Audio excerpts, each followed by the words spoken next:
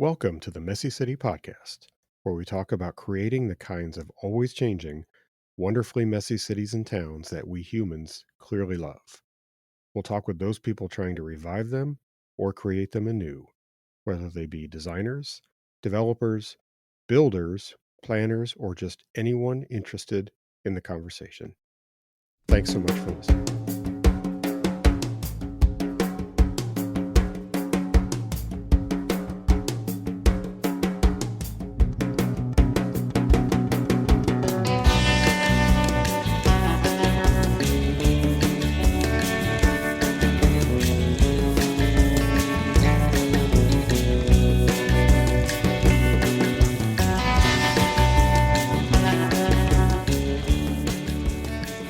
Welcome back to the Messy City Podcast. This is Kevin Klinkenberg.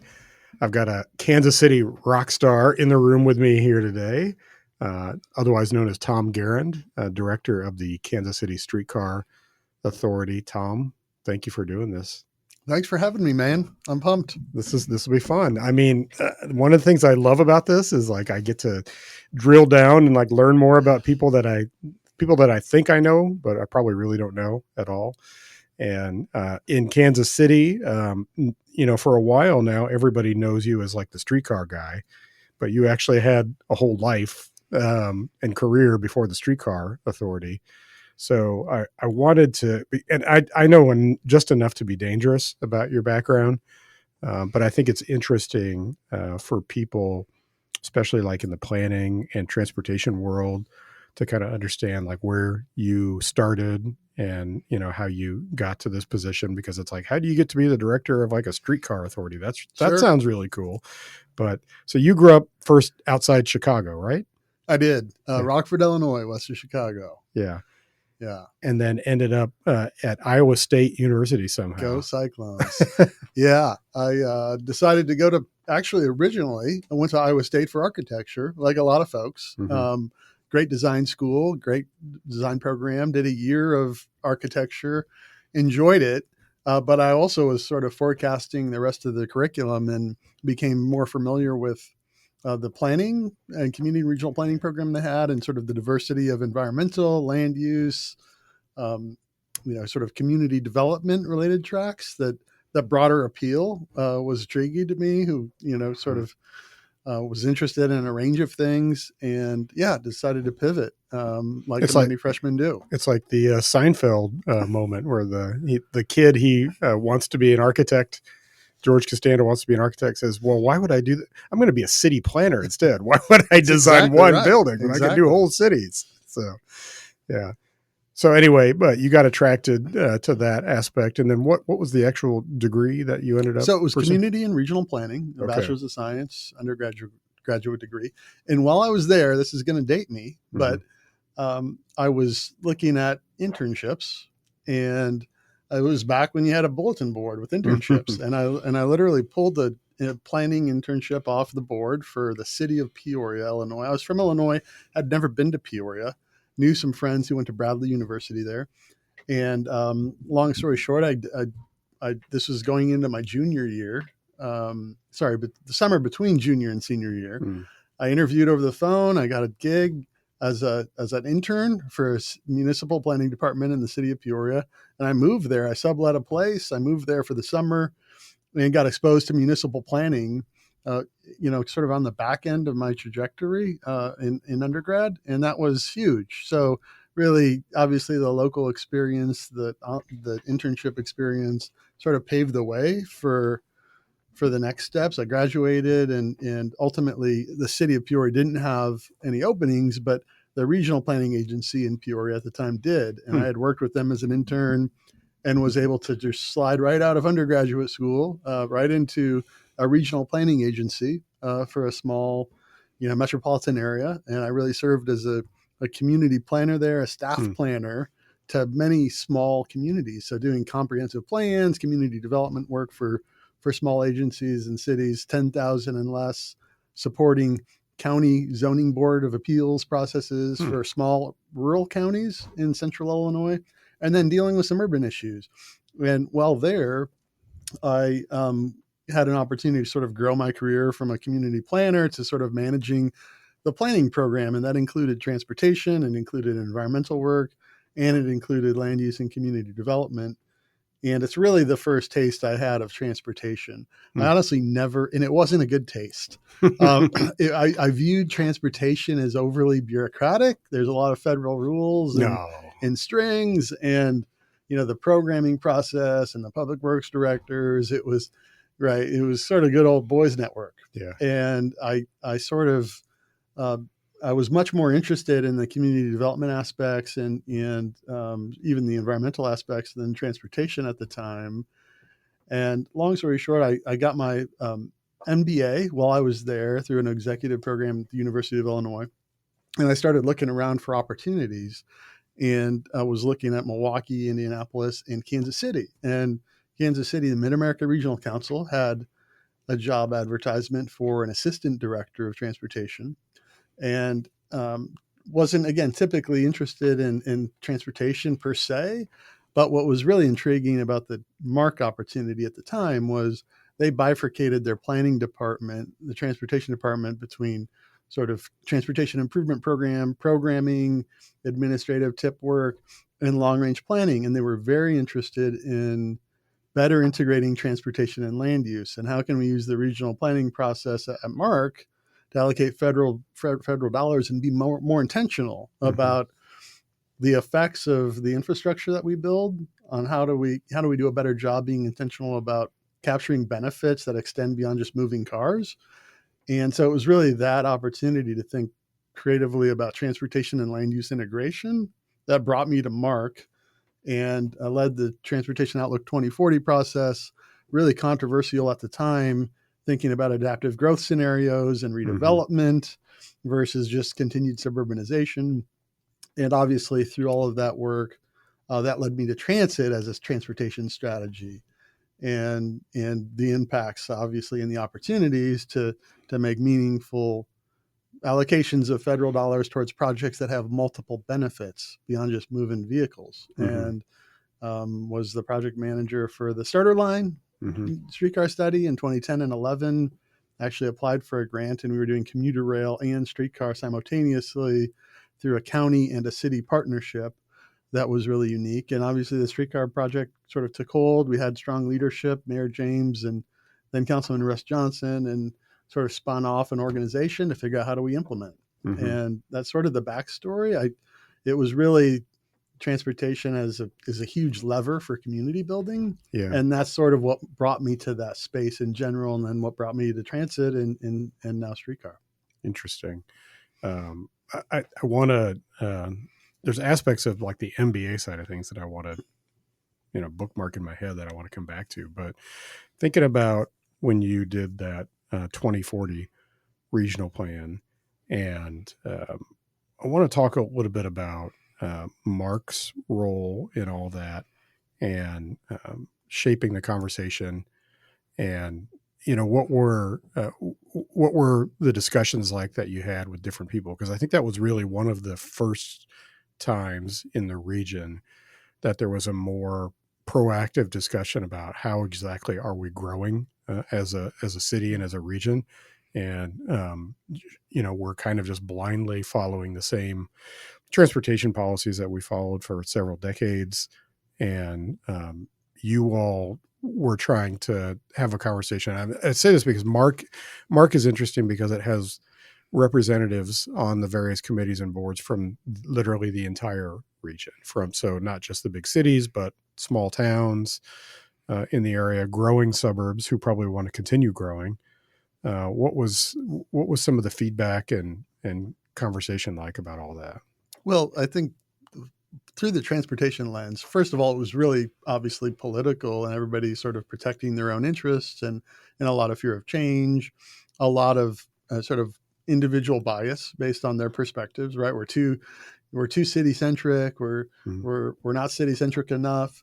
My job was really highlighting this discrepancy, that we had a vision, we had a goal statements, and many of the things we were investing in were actually undermining the goals that we all agreed to. If you strip away the projects and you strip away sort of the allocation of federal resources, and you come back to what's what's the goal? What's the vision? There's a lot of agreement on the goals, right? We want Kansas City to be a great place to live. We want our environment and our air to be clean. We want people to have choices, not just in how they move around, but where they live and what lifestyle and what house, what kind of neighborhoods. And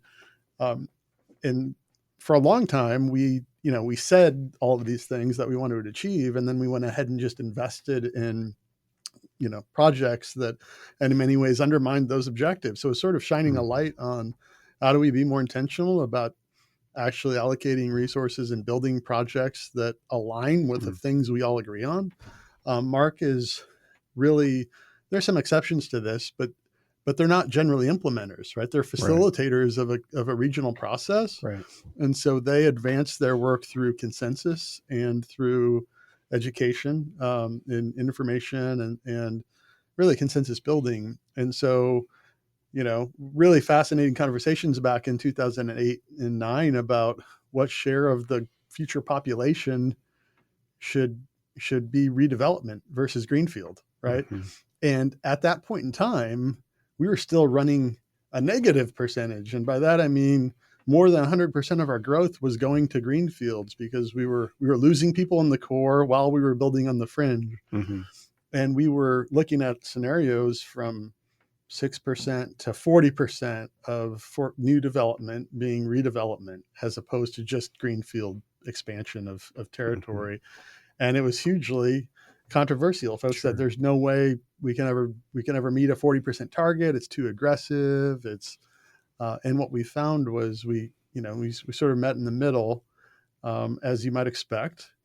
And just, obviously the trends in the market since that time, obviously what we've done with Streetcar and other things downtown, we've seen great gains in redevelopment and capture of, we're still, vast majority of our development still on the fringe, but we're building better projects. They're more aligned with the broader set of community goals, and we've moved the needle. We've got a lot of work to do as a region. I would still say, if you ask 5 people, what's your vision for Kansas City in 2050, you're going to get 5 radically different answers. We don't have, even if you ask, city officials, if you ask folks over at Mark, right, do we have a vision for the Kansas City region for 2050? I would say not really, right? We have a list of transportation projects. We really don't have what are we aspiring to be as a region physically? What's our physical form look like in 2050, and how do we align transportation investments to reinforce it? That's a really hard regional conversation that we've largely avoided. We had it sort of front and center, and it moved the needle, but there's still a long way to go. I'm curious, so you and I knew each other back when you were working at Mark, and we were doing a lot of kind of advocacy work together, and the variety of things. I was working on projects and working with developers and cities and everything else. But I think there was, if I think back to that time period, and a lot of the conversation about the development pattern from people like us revolved around environmental goals. That was like a big thing. And that was, sustainability in general was kind of a big hook. Along in the early 2010s comes strong towns, which has much more of a fiscal responsibility look at things. And we talked about those things back then, but the strong towns, at least nationally, has had a pretty big impact on that conversation about development and greenfield development. Do you feel like in the time period since we, had all those conversations that like the work that strong towns and similar groups have done has had an impact on people thinking about like the fiscal sustainability of what we're building? I think so. I think it's moving a battleship, right? And I think that's had a real impact. I also think the financial realities of even our more sort of conventional traditionalists and the public workspace, right, can't deny that, right, we can't continue to maintain and grow at the same pace that we always have. And many of our communities who were, 10 years ago, 10 years younger, right, newer suburbs, not yet plagued with the real challenges of being an older community are starting to feel the effects of age. Yeah. Right. They're 10, they're 15, they're 20 years older than they were. And for, communities that grew up over the 50s, 60s, 70s, 80s, that 20 years makes a big difference. And they're seeing the effects of aging infrastructure, of the scale of what we've built, and obviously the challenge of what lies ahead. So I think that just the nature of our suburbs aging Mm-hmm. is starting to also just bring in some financial reality. So you've seen communities like Overland Park and other suburban communities who are really efficient in actually in their growth models pare back, right, from a standard 4-lane or 6-lane arterial to a 2-lane arterial, right? Mm-hmm. Because they're looking ahead, they're feeling the effects of age, the older parts of their community, and they know they can't continue to scale the same level of investments in capacity and continue to maintain things at a high level. So we're starting to see, again, I just think the maturity of even some of our suburban communities, in addition to obviously the advocacy that these financial challenges are real. And we have really limited resources in the grand scheme of things. Transportation is a huge lever, but in the grand scheme of what we've already built from a built environment standpoint, right? We're building a lot of projects and doing things on the edge, but it's still a fraction, right? From a percentage standpoint of our overall networks. We've kind of created what we've created in a sense, and now we're faced with dealing with that. Yeah. And communities are trying to figure that out. Yeah, it's always kind of fascinating, that a lot of the thinking about these and the bigger picture look at them comes from the planning world, but the money is all in transportation and infrastructure. I mean, that's where the capital is. That's where the money gets spent. And we kind of often talked, from like a corridor plan standpoint, that you can draw great land use plans and everything else, but if you don't change the actual roadway, the physical design and feeling of the roadway, then the land use isn't going to change, or at least not change much. And it also feels that way from like a regional perspective. It's really the transportation and other underground infrastructure and utilities and everything else that really drives ultimately a lot of what happens. Very true. It's crazy. It's interesting. Like when you were going through, that must have been an interesting evolution for you to work on, coming from like the planning side to then get really deep into transportation. Yeah. And it was, again, an opportunity and where's there an avenue to have an impact, and to what you just said, a realization that the resources in transportation in terms of the size of the lever, right, for affecting change and community building, transportation has a huge amount of power and in the resources that come with it. And how do we allocate it? What's like the opportunity cost, right, of the stuff we've built and the stuff we haven't built over the last, it's really staggering to think about the stuff we could have done. Right. And it's a pipeline that continues to produce resources to instigate change. So it's been it's sort of a fascinating shift. But it really was because of the opportunity to have an impact and obviously aligning with, sort of community leadership and motivation to do big things. It's been fun. Yeah. So then along comes this streetcar opportunity.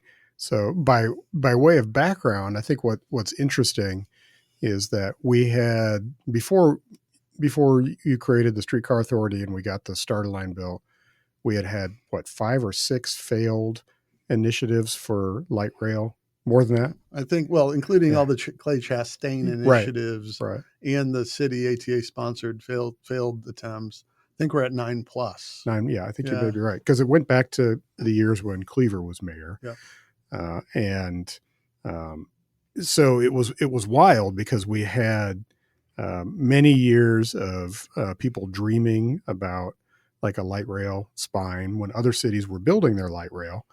And that was, that was the terminology everybody was using. It was, and we had a lot of big dreams about essentially connecting the airport to downtown and then further south and, all throughout South City. And most of those failed pretty badly, until the crazy one that nobody expected to pass, like Clay Chastain's proposal in 2006. 2006. Yeah. That passed. Yeah. And that was sort of the start of the recession and the increasing gas prices approaching $4, and people's really starting to freak out and to say we need options. And actually a rail connection from South Kansas City to the airport through the core of the cities, maybe that isn't a crazily bad idea. It was nobody saw it coming. Yeah. In the professional space, given our history of failed attempts.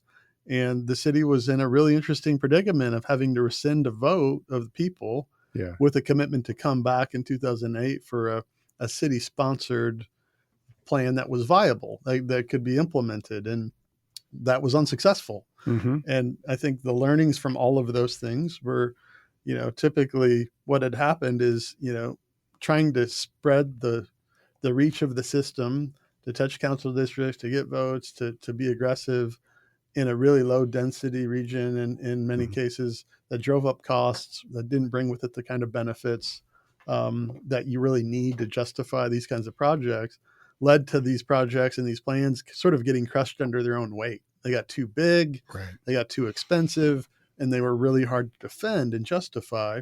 And it was really Russ Johnson and a few others who were looking at the failures post 2008 and saying, gosh, we've made some strides downtown, and through all these failures, downtown has been on board. They've voted for all these proposals, right? Exactly. And it was sort of that revelation that, could we think about the financing structure differently? Could we localize it so those who are benefiting are paying? And could we start small and sort of, I like to say, demonstrate the possible? We're the show me state, right? How can we start small and see what we can do, prove the prototype that it can work here, that people will use it, that'll be beneficial. And the rest is history.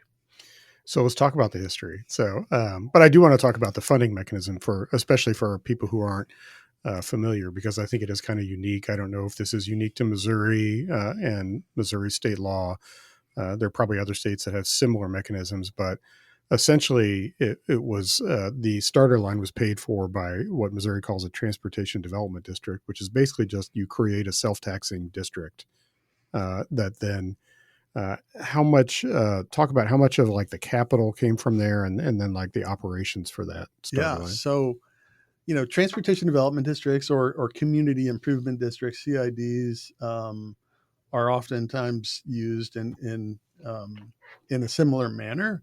And think about, an interstate highway interchange and a mall site with surface infrastructure improvements. Typically, these models were developed to provide incentives to these sorts of locations to capture value that they create for building out surface roadway infrastructure, really, so that cities didn't have to do it, right?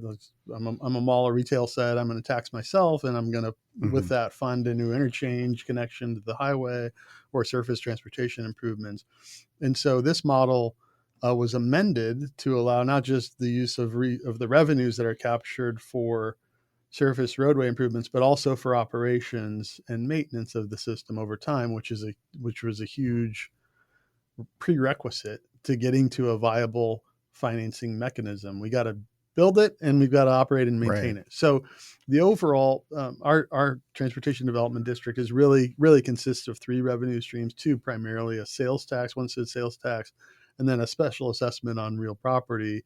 There also is a charge on paid surface parking stalls as a motivator to try to push those to higher and better use, so people weren't just sitting on pay lots downtown. But it's a really nominal total amount of revenues. Ultimately, in the downtown starter line, it was $102 million. We captured about $36 million in federal money. The remaining 70-ish was 67 million, I think exactly, was bonded on the backs of this new transportation development district revenue stream. So we have a new annual revenue stream for 25 years, special assessment and sales tax, and we're using that to issue debt for our local share that we're using to capture federal money. And then it's also paying essentially 100% of our operations and maintenance of the system.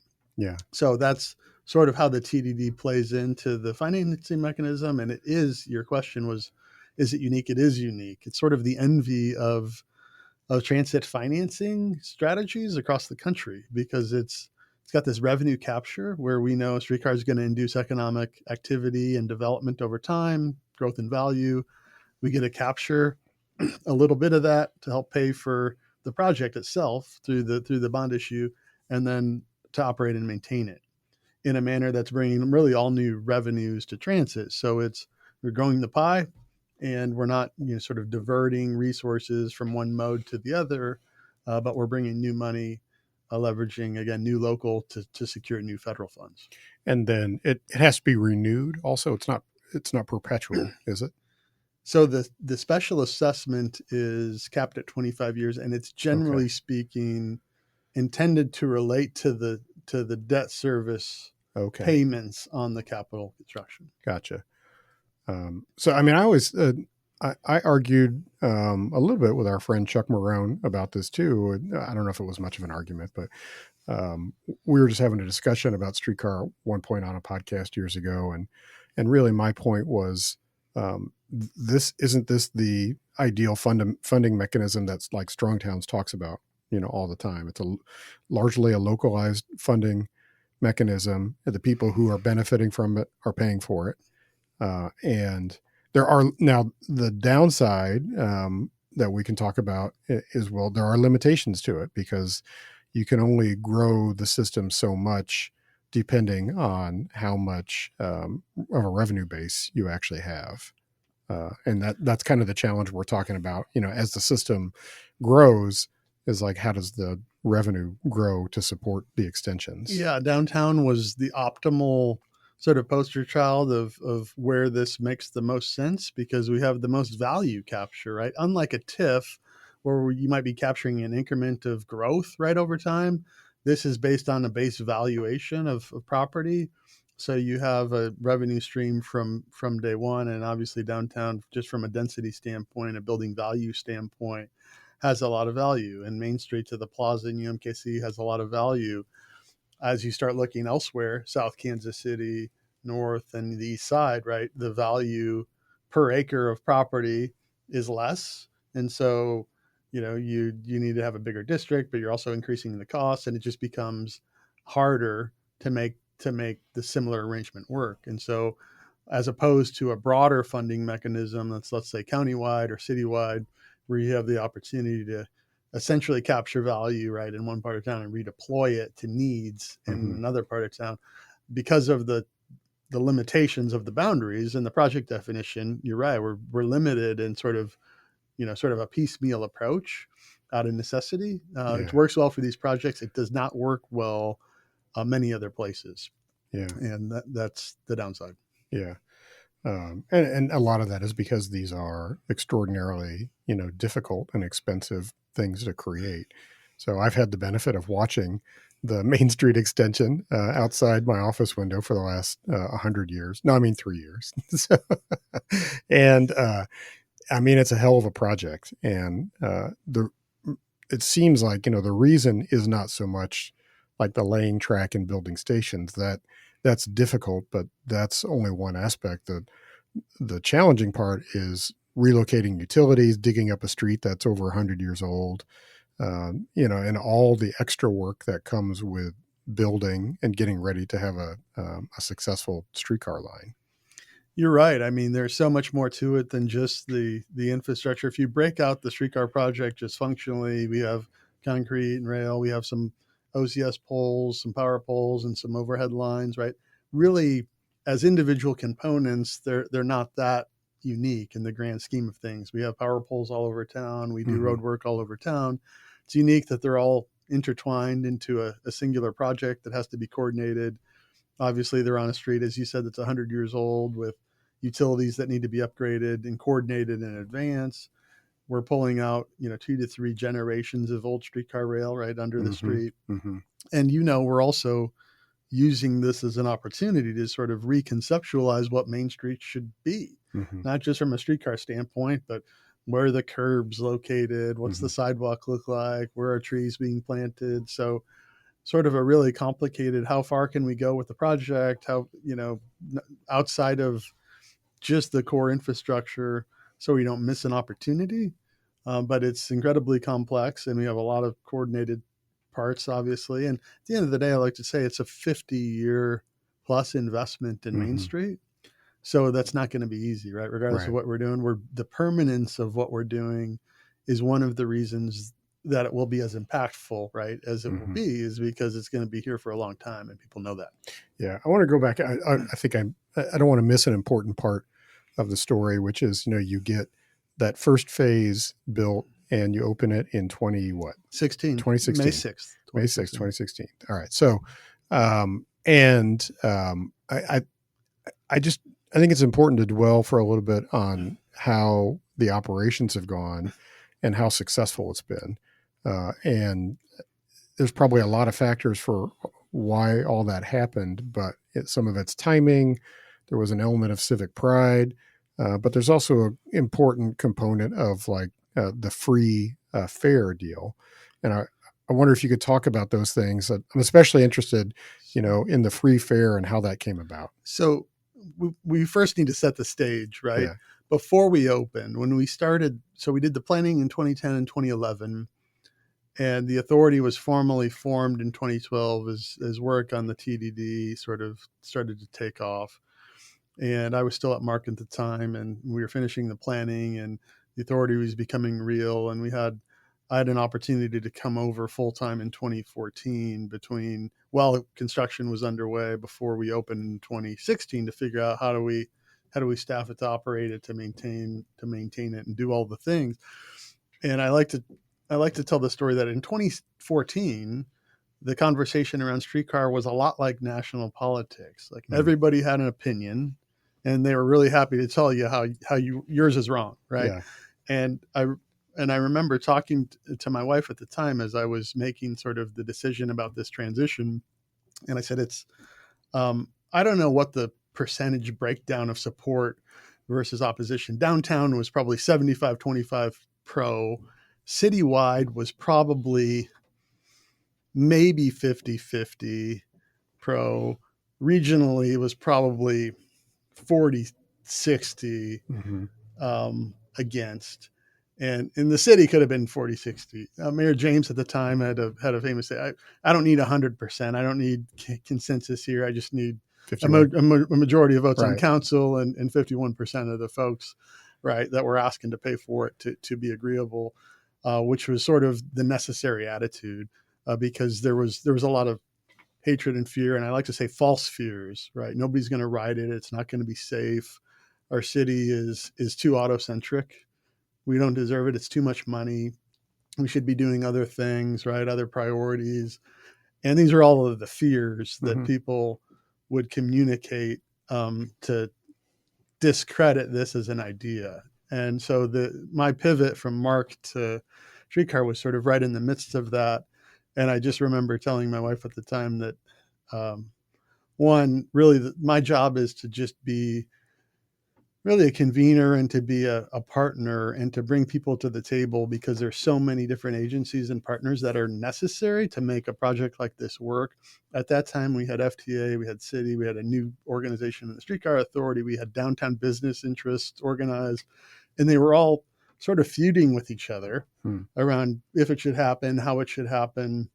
It was actually advice from FTA and other friends that don't take it, right? Don't move. It's too unstable. There's too much uncertainty. And long story short, I said, people are going to not like me because of what I do for a living, like as part of an introduction. That's sort of a weird, different kind of pressure to have. And, credit to Amy, who said, do you think you could have an impact? Do you think, this is important for the city? Do you think you can help connect the dots in a way that's helpful? And I said, well, as long as you know the risks. And she was like, you got to do it. You got to do it. And so I would have been content hanging out at Mark, right? We had doing some good things. And this was a really scary proposition, but she helped push me over the edge on it. So that was sort of the climate moving into opening.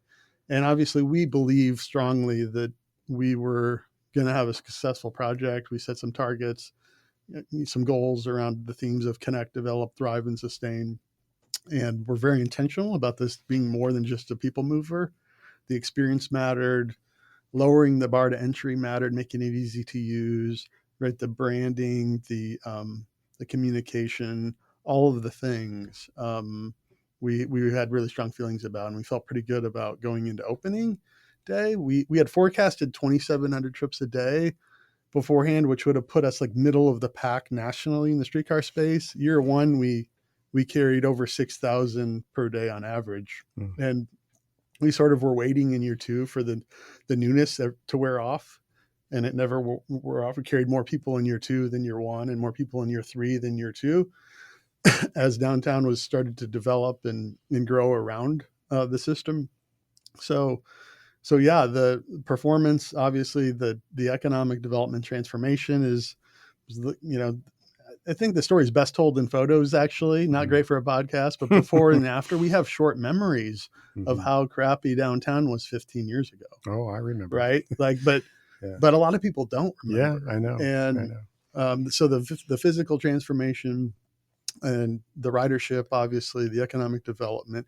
What we didn't anticipate was, streetcar sort of being this third space, right? This social space, and what it would do to redefine how people view our downtown. So pre-streetcar, we had, folks coming down to then Sprint Center, parking, going to an event and leaving. After streetcar, some of that happens, but a lot of what happens is people will park in the River Market or park at Union Station, and they'll stop in Crossroads or the River Market.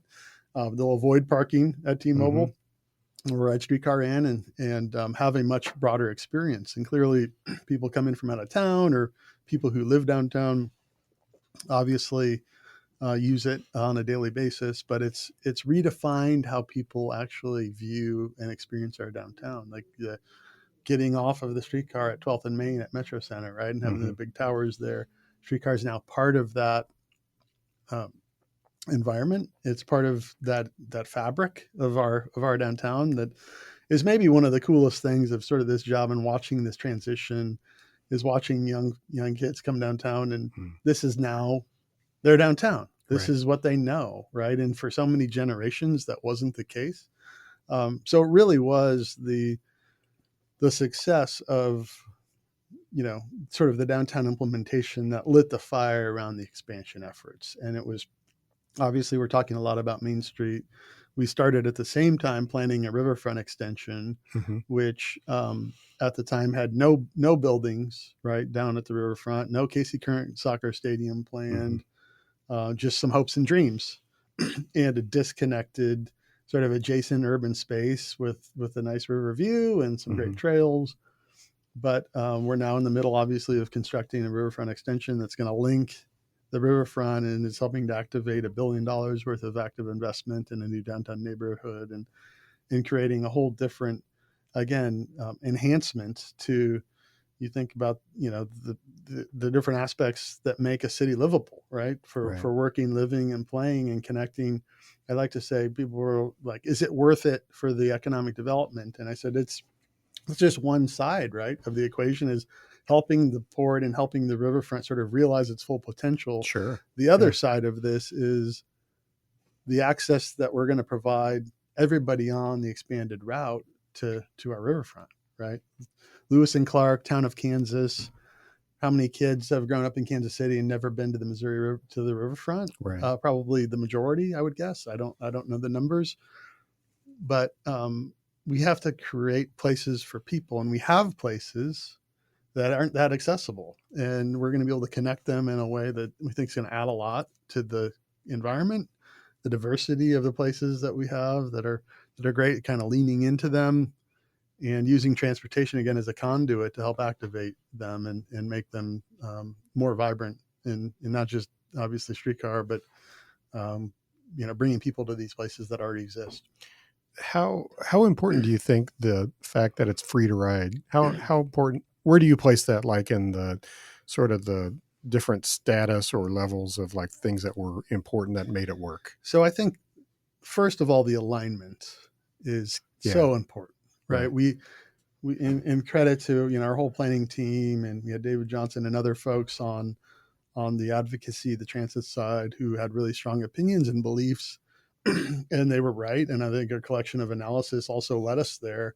But a linear alignment, the fewer the turns, the better, right? We're not going to try to go out of our way to connect every destination. We're going to be centrally located to a lot of things, and we're going to be direct and efficient and really intuitive. And so I think the alignment is sort of top of the list of things that you can't change, right? Sure. Yeah. After you plant the flag and you start constructing, you're living with it. Many systems around the country, and even particularly when we were doing the planning, we're sort of migrating to couplets, where you run on down north on one street and south on the other, with the belief that you're going to grow the economic impact. And what you do really is dilute the energy, and you make it a little bit less intuitive to use for people who aren't familiar. You've got to walk to a different street that may not be familiar to go the opposite direction. You can't see the return trip necessarily. And so if you're kind of questioning whether you do it or not, being able to see, streetcar goes right down the street and comes right back on this street, right, is for people not familiar with public transportation, is a degree of confidence that is important in influencing sort of, are they going to make a trip or not? I would say fare is number 2 to alignment. Yeah. And it is, we looked at the economics of this. Our board, was very interested in this. And generally speaking, I'll just summarize the conclusions. We could charge a fare, which is adding a barrier to entry and use. We're going to depress ridership, we think, by 30+%. That's going to depress economic impact of the route to local businesses. And then we're going to spend 75% of what we collect, or more than half, on fare equipment, on fare enforcement. And it's going to be a customer service challenge, right? That's going to degrade the quality of the experience and service, right? Because they never always work, and you got to respond to issues, and you give people money back, and it creates a degree of friction. So that's one scenario. Or the other scenario is we can remove the fare. We can encourage as many people to ride as possible through all sorts of art, entertainment, activities. Let the fare not be an excuse. We can encourage them to take more than one trip, so they can take 2 or 3 trips because it's really easy, and they can buy things, they can shop, they can support local business. And I like to say we have a fare. It's an indirect fare on the economic transaction. We collect a 1 cent sales tax on, and so instead of having a front end fare that impedes activity, we promote activity. We let people buy things. We push as many people to the alignment as possible. And then we charge a fare on their economic transaction up and down the route after the businesses, get to leverage that. And so we think the net effect, and we don't have to allocate 75% of what we collect to fare enforcement, to equipment. So we think we're actually netting. The bottom line is we think we're doing better financially without a fare than with a fare. And we have this sort of symbiotic relationship where we remove barriers to use. People ride the system, they shop at businesses, we collect on the economic transaction of the business, and it funnels back into the operations of the system. So we've got this sort of cyclical partnership between ridership and business impacts. And we know right downtown the effects. We've seen the sales tax growth. The first 3 years of operations, downtown sales tax receipts grew 56%. Ooh. Compared to about 16% citywide. And just know historically, the vast majority of sales tax receipts and growth was on the fringe of the region, right? Suburban retail strip malls and Walmarts and Targets and all of the things. So to be able to see downtown on a sales tax side, it's always obviously from a property valuation, from an employee, or from, from a density standpoint, fared very well. But from a sales standpoint, it historically isn't a huge sales tax generator because we don't have the big retail strips. So to see the rapid growth of sales tax receipts to local businesses has been amazing to see. And that's one of the reasons why we're super excited about the Main Street extension, right? And what it's going to mean for businesses up and down Main Street, not just the new buildings, but the existing folks. Yeah. As am I. There was something in there that you said that I think is really important, and I don't want to gloss over it, which was about making this easy and intuitive to use for people who are not used to riding public transit. And this has kind of been a pet issue of mine for many, many years. And I think a lot of this is because outside of no more than half a dozen cities in the US, most Americans are just not, there's no culture of riding public transportation. It's very, very minimal. It's basically people ride the bus, 90% or more probably ride it because they have to, because it's what they can afford to get around. And anybody who can afford otherwise will buy a car and drive around. And so there's just not a culture of riding transit in cities like Kansas City, and all over the country, Midwestern cities, Southern cities, et cetera.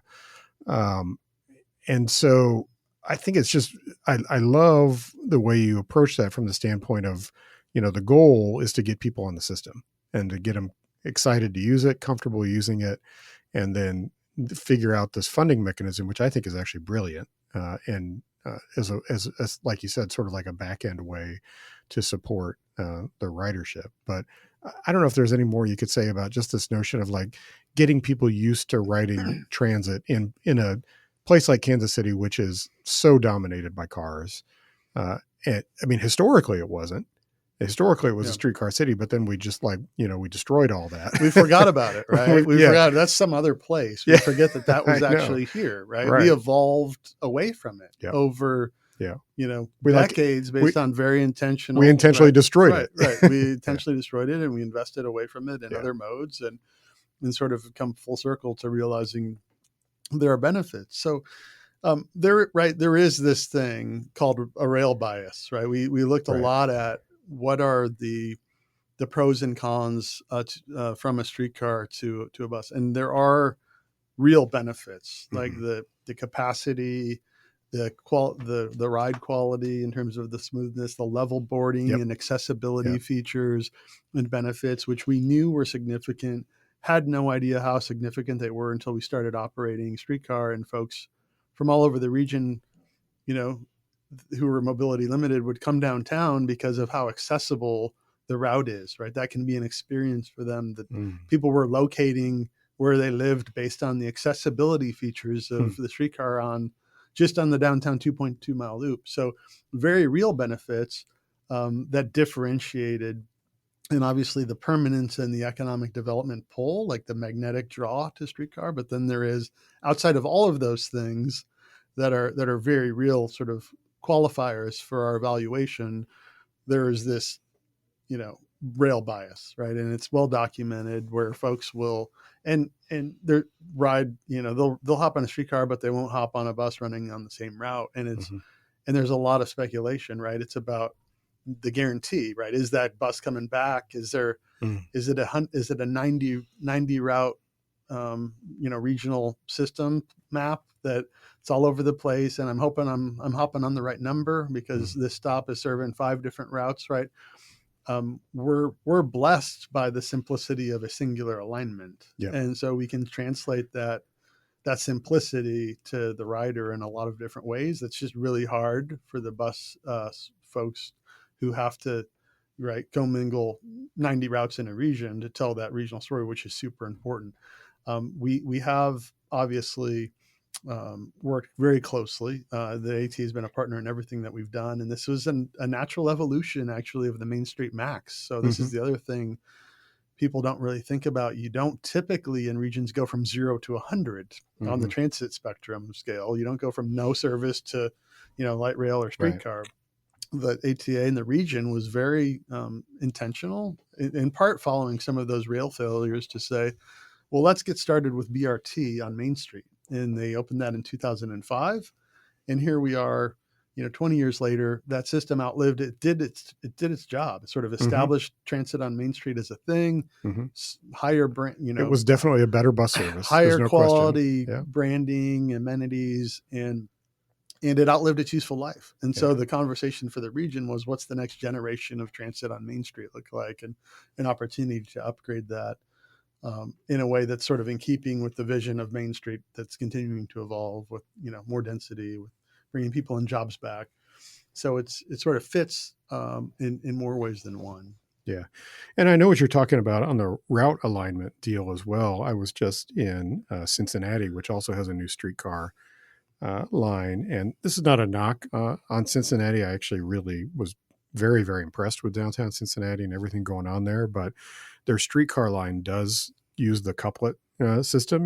North on one street, south on another, and then there were there was one or two turns, and it wasn't quite intuitive.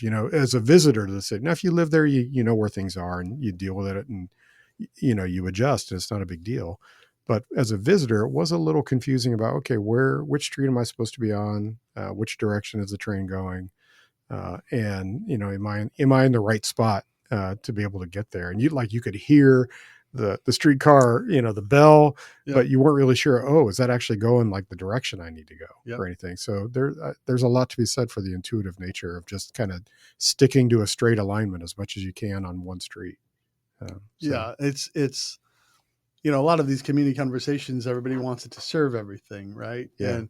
And we forget that people will walk, and we see that downtown, and we're really excited about the extension to see how sort of the walk distance evolves. We think the trip becomes more valuable, right, as it grows in length, and people are probably willing to walk a longer distance. But we know people on average are walking 3 to 4 blocks and some longer to access this, a 2-mile route. And so when we're a 7-mile route, really excited about sort of the capture rate, and the pull.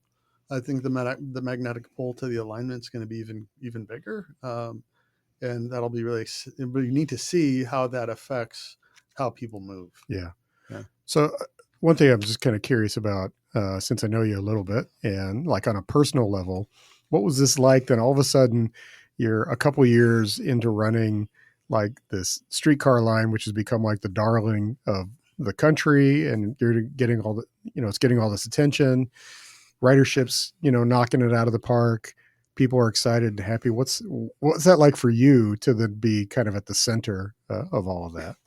Well, it was awesome, right? There was this period where you spend all of these years sort of building to this crescendo of opening, and then you open and you kind of look around the room and be like, all right, now we got to operate it. And really a credit to the board. I was pretty honest, like with them. And as we talked about the purpose of the authority and the system, I was never that interested in operating a 2-mile streetcar system. So it was all about, and it was sort of the NBA in me, is coming back full circle to that, is sort of how do you launch it? And really sort of how do you start a new business, right? How do you launch the system when we have no capacity to operate or maintain that system, and we want it to be uniquely Kansas City? And then how do we grow it? And that transition happened in 2016. Not long after we opened, we started work on both Riverfront and Main Street, sort of right into the next thing. So it was amazing. And it's been, it's a really cool gig. I'm super blessed and honored to be doing it, to be able to physically go out on Main Street. And I'm out multiple times a week, riding, checking things out, talking to folks. It's really, and you can appreciate sort of the planner in me. There aren't many opportunities ever in the space of this profession to see something from a line on a map to implementation, and then supporting operations, and then expansion. So just feel really super fortunate to be sort of at the right place at the right time, and to have a ton of awesome partners and staff and other folks who are helping to, and who have a belief and a vision that we kind of all share about what we think downtown and what we think Kansas City can be, and the role transit can play, right, in helping us move forward. So it's been a lot of fun.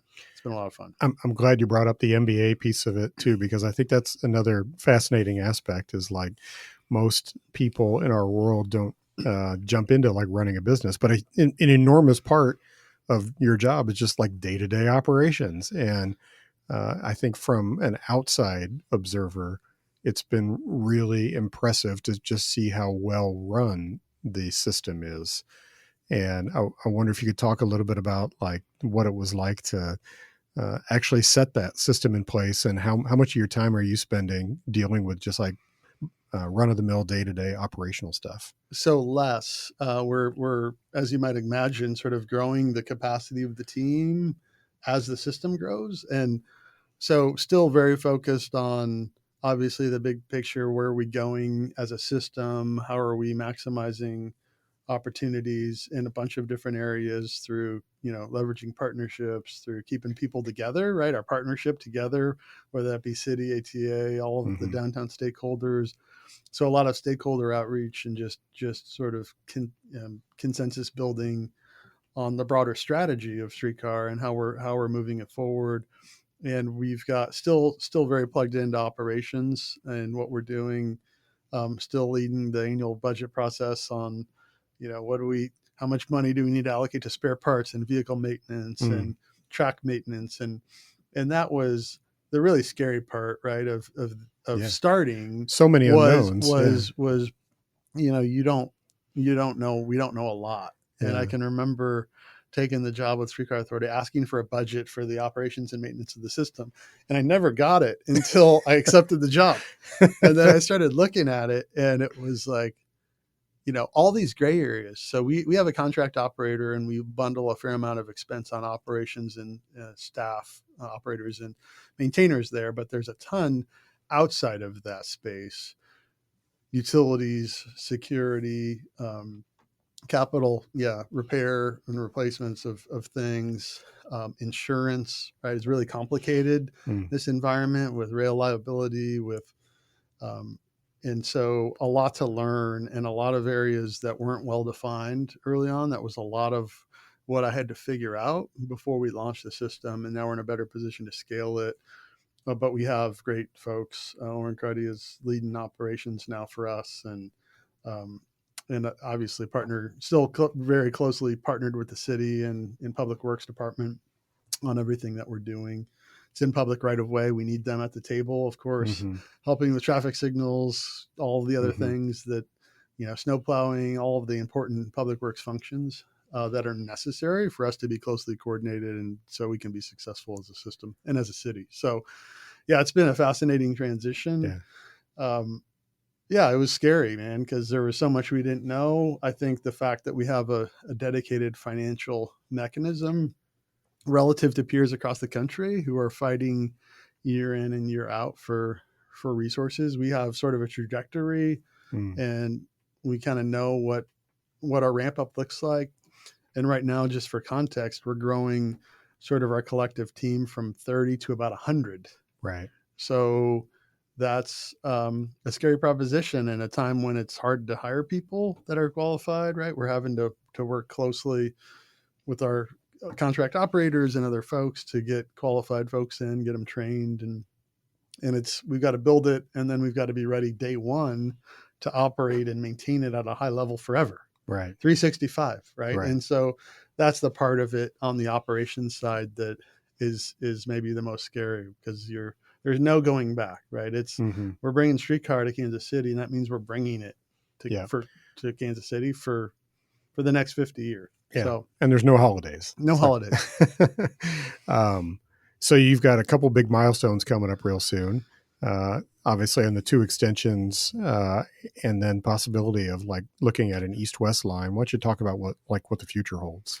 Yeah. So this year is really the next 24 months. We're going to triple the size of the system, triple our employment base, go from 2.2 miles to 6.5 miles, and really change the function of the system. So, we're really focused right now on growing the capacity that's going to not just physically with the infrastructure, but then behind the scenes. So this year, we're sitting here in June, in the next 90 days, we're going to be installing shelter infrastructure right outside this building. Actually, probably in the next 30 days, we're going to be hanging overhead power lines, which we've already started to do. We're going to finish track construction construction by the end of July. So fewer cones on Main Street.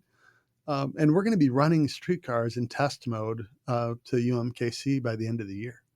And with, our detailed, pretty robust safety certification training stuff early next year. So, next year we're going to be turning this thing on. And like I say, it's a generational reconnection of our city.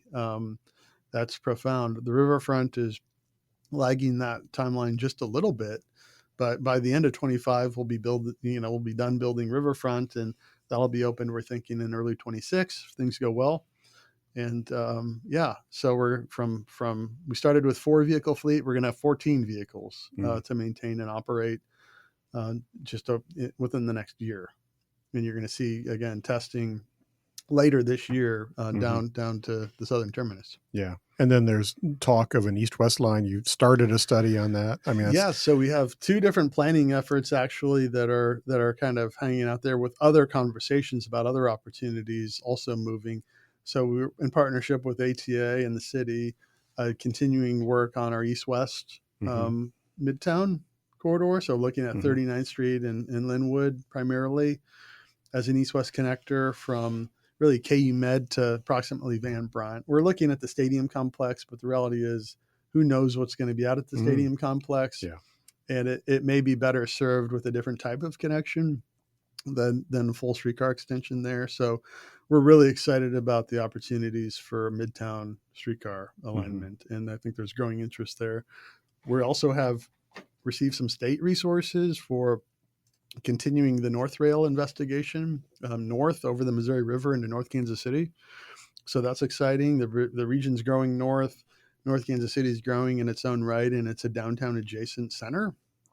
And the philosophy of our board has been, right, the more energy we can connect to the core of our city, the better for Kansas City. Yeah. And thinking again long term and regionally, bridging these barriers of rivers with transportation is hugely impactful. And if we can knit the core of the region together, that's really exciting. There's some high level conversations with KCK about the same thing, and obviously outside of KU Med, and then 18th and Vine is another 18th Street has long been talked about, and with what's happening there and the continued interest for 18th Street and Southwest Boulevard as more of a downtown sort of crossroads east-west that would serve a different market, different opportunity, but great opportunity as we continue to think about how do we connect ourselves.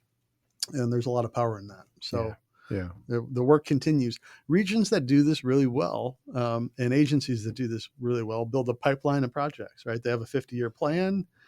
And, as soon as they start building a few of them, they start the planning on the next phase. And we've been great at that on the roadway side in this region. We've got a long list of roadway projects, and we invest in the due diligence to ready projects so they can capitalize on federal funding.